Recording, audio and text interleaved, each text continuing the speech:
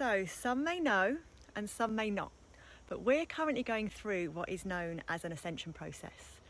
That's a process that will allow humanity to shift its consciousness way beyond its current level of understanding.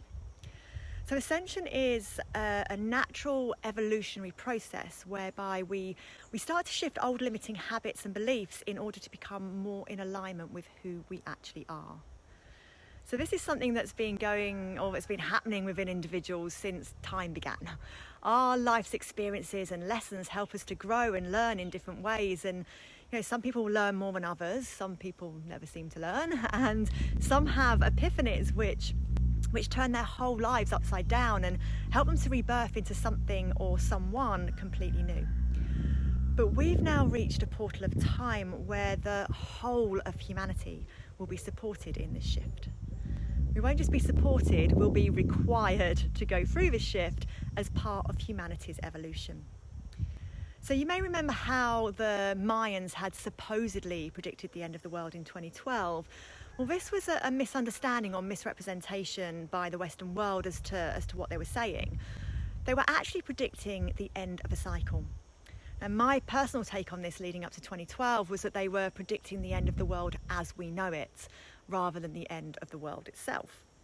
Now, if you want to know more about the Mayans and these cycles, you can listen to episode 5, Spiritual Wisdom, on series 1 of my podcast, which was recorded with a Mayan priestess back in 2019.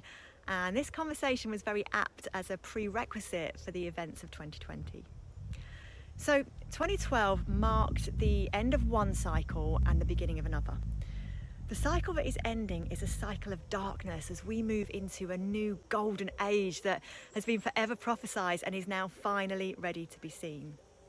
So you may have noticed many shifts in consciousness that have taken place since 2012. One of the more obvious and impactful ones that I can use as an example here, just because most people would have noticed it, is a shift into vegetarianism and veganism. Now, that's not to say that people weren't veggie or vegan before 2012, but it wasn't as largely accepted in the mainstream before then. In fact, it was kind of mocked and laughed at back then. Now we have veggie and vegan restaurants in many places. Fast food restaurants have veggie and vegan options, and it's become much more largely accepted than it was before. So there were many of us who had never considered going veggie before, but who felt this massive pull to go veggie or vegan back in 2012. And we were like the first wave of people, if you like, being sensitive enough to feel this shift in energy and hear the call to either eat less meat or to stop eating meat and animal products altogether. And then many more people jumped on the bandwagon, as some may see it, but this isn't about jumping on a bandwagon. It's about riding the waves of energy and change that are now flowing through our planet as a result of the ascension process that we're now going through. So this video isn't about whether or not you eat meat. I have no judgment on that. I just wanted to bring your attention to this shift in energy that's happening and provide a tangible example for it. So everything is energy, and energy grows stronger and becomes more powerful the more that people feed into it. So whether we feed into negative and fearful energy or whether we feed into more positive energy, wherever we put our focus, we feed. So as a result of this great awakening that's now happening on our planet, more and more people are starting to see things through the eyes of consciousness. So the more that people see and make the relevant changes around what they see, that the more they feed into the energy of the changes that they wish to make. And the more they feed into that energy, the stronger that energy becomes, so that more and more people start to feel it and tap into it, even if they don't recognize that it's energy that they're tapping into. And as a result of this, the energy of the collective consciousness starts to shift. So this takes time to filter through, but I use the shift into vegetarianism and veganism as a tangible example of how this can happen. Because ask yourself, before 2012, could you have imagined our society accepting vegetarianism and veganism so readily? Could you yourself have imagined going veggie or vegan before then? It wasn't that long ago that people were laughed at and judged for making those choices, but now it's something that's starting to become largely accepted. Now, of course, you can say this for any shift that has ever happened over the whole of humanity's history. Change always has to start somewhere, and it's the flow and the strength of the energy behind it that brings it into fruition. Well, we're now in this new cycle or portal of time where the energy is moving and shifting so quickly that changes and new ways of being are being ushered in with a whole lot more power. And more people are jumping on that bandwagon to help to usher in the change.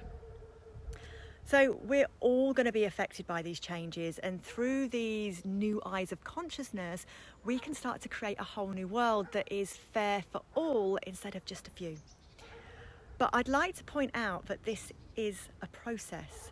There are those of us who are a lot further ahead in the process, having a conscious understanding of what's going on and what we need to do, but everyone must be allowed to go through this process in their own time.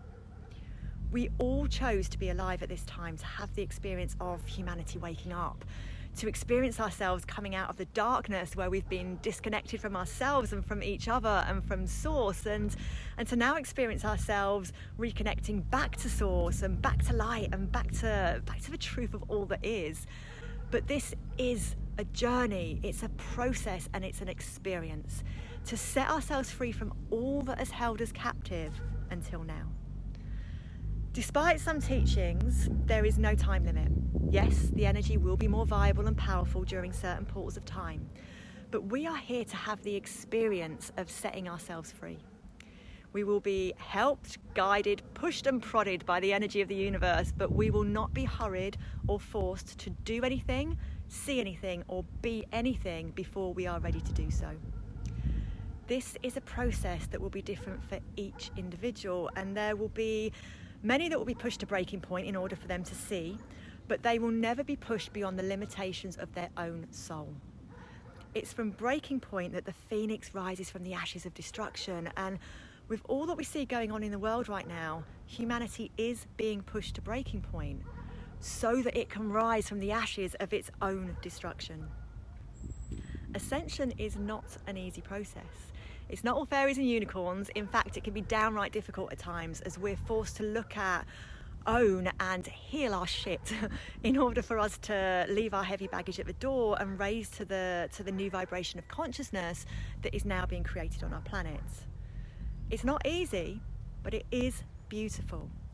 This process will set us free from the grips of darkness that has had its hands in the basis of our society for thousands of years. We can't undo this darkness overnight. We can't set ourselves free from thousands of years of darkness in the space of a year. This is a process, and this process may take many lifetimes to fully achieve, but we're at the precipice of this change, and we have the power to usher in a whole new world through our actions. So to have a deeper understanding into this subject, you can listen to my podcast, The Spirit of Life in Ibiza, Series 2, A Whole New World. It's a free podcast which you can find on my website, www.thespiritoflifeinibiza.com, or if you're watching on Insta, through my link tree in my bio. So thank you.